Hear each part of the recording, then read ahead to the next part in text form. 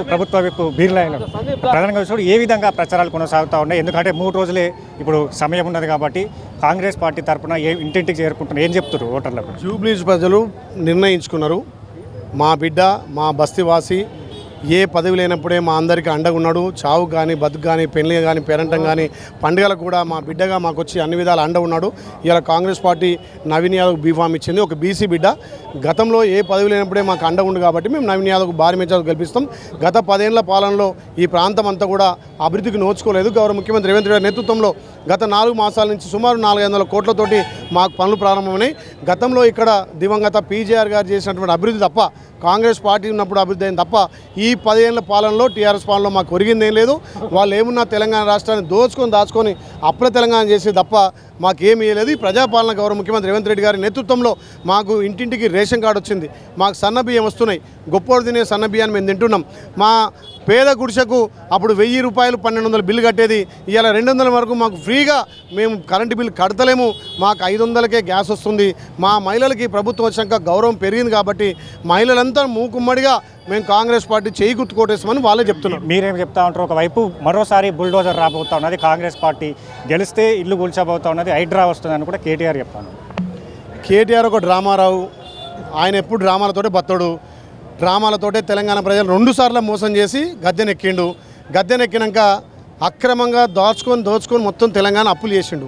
మేము ఇవాళ బుల్డోజర్ తెచ్చింది ఎవరైతే నాలాలు ఆక్రమించుకున్నారో ఆక్రమణ నాలాల ద్వారానే తీస్తున్నాం తప్ప పేదోడికి తెలంగాణలో 4,50,000 ఇందిరమిల్లు కట్టిస్తున్నాం. మీ మొఖాలకు ఒక్క ఇల్లు కట్టలేదు. గతంలో కాంగ్రెస్ పార్టీ ఇందిరమిల్లు ఇస్తుంటే అవి 70 ఇళ్ళు, నేను డబుల్ బెడ్రూమ్ అన్నాడు. మరి మిగులు రాష్ట్రంలో డబుల్ బెడ్రూమ్ ఎక్కడ కట్టిండు? మరి హైదరాబాద్ జూబ్లీస్లో ఎన్ని డబుల్ బెడ్రూమ్ కట్టిండు? కట్టిన వాటికి కూడా ఇంకా మోక్షం లేదు. అన్ని మొండికోడలు లెక్కన ఉన్నాయి.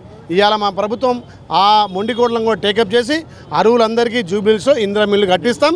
మా ప్రభుత్వం వచ్చిన తర్వాతనే సంక్షేమాలు అభివృద్ధి రెండు కలలేకపోతున్నాం. ఈ జూబ్లీస్ అంటే అందరూ ధనికంగా ఉన్నటువంటి కాన్షియస్ అనుకుంటారు, కానీ 190% స్లమ్తో కూడుకొని ఇలా కనీసం రెగ్యులైజ్ లేవు. మరి 10 ఏళ్లలో హైటెన్షన్ వైర్ తీయలే, ఏ ఇంటికి రెగ్యులర్ చేయలే, ఏ ఇంటికి సంక్షేమం అందలే, ఎవరికి రేషన్ కార్డు ఇవ్వలే. కనీసం మీకు తెలంగాణలో పేదలకు సన్న బియ్యం అనే సోయి లేదు. ఏమున్నా మీ కుటుంబం ఒకటే బంగారం అయింది తప్ప తెలంగాణ ఎక్కడ బంగారు తెలంగాణలో ప్రజాపాలనలో గౌరవ ముఖ్యమంత్రి రేవంత్ నేతృత్వంలో 500 కోట్లు జూబ్లీస్కు శంకుస్థాపన చేశామంటారు. నిన్న సవాల్ విసినాడు వర్కింగ్ ప్రెసిడెంట్ కేటీఆర్. ఏదైతే చెత్తనా సత్తానా చూసుకుందాం, 10 ఏళ్ళు నేను జూబ్లీకి సంబంధించి కూడా నివేదికను తీసుకొస్తా, కాంగ్రెస్ పార్టీ 2 సంవత్సరాల కాంగ్రెస్ ఏళ్లలో ఏం చేసిన అభివృద్ధి పైన కూడా సవాల్ విసిరేండు, సవాల్ స్వీకరిస్తారు. ఆ చెత్త పేరుకుపోవడానికి గతంలో ఉన్నటువంటి ఆ చెత్త మంత్రి ఆయనే కదా, మున్సిపల్ మంత్రి ఆయనే కదా. మరి ఎందుకు నువ్వు సాఫ్ చేయలే? కనీసం రోడ్లు ఎందుకు సాఫ్ చేయలే? కనీసం నాలలు ఎందుకు చేయలే? కనీసం ఏ గల్లీకి పోతే సీసీ రోడ్లు లేవు. ఇలా మా ప్రభుత్వం వచ్చిన తర్వాత సీసీ రోడ్లు వేస్తున్నాం, డ్రైనేజ్ చేస్తున్నాం, సంక్షేమం అందిస్తున్నాం, ఇండ్లు ఇస్తున్నాం. మీరు ధనిక రాష్ట్రానికి ముఖ్యమంత్రి అయితే మీరు చేసిన అప్పుల తెలంగాణకు ముఖ్యమంత్రిగా మీరు చేసిన అప్పులు, మీరు చేసిన తప్పులు ఒక్కొక్కటిగా సర్దిద్దుకుంటూ సంక్షేమాన్ని అందిస్తున్నారు మా గౌరవ ముఖ్యమంత్రి రేవంత్ రెడ్డి గారు.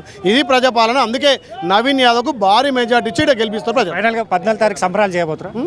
14 తారీఖు సంబరాలు చేయబోతున్నారు. ఇప్పుడే సంబరాలు చేస్తున్నాం. మా ప్రజలంటే 14 దాకా ఎందుకు అవుతాం? మెజార్టీ కోసం ఆలోచన చేస్తున్నాం.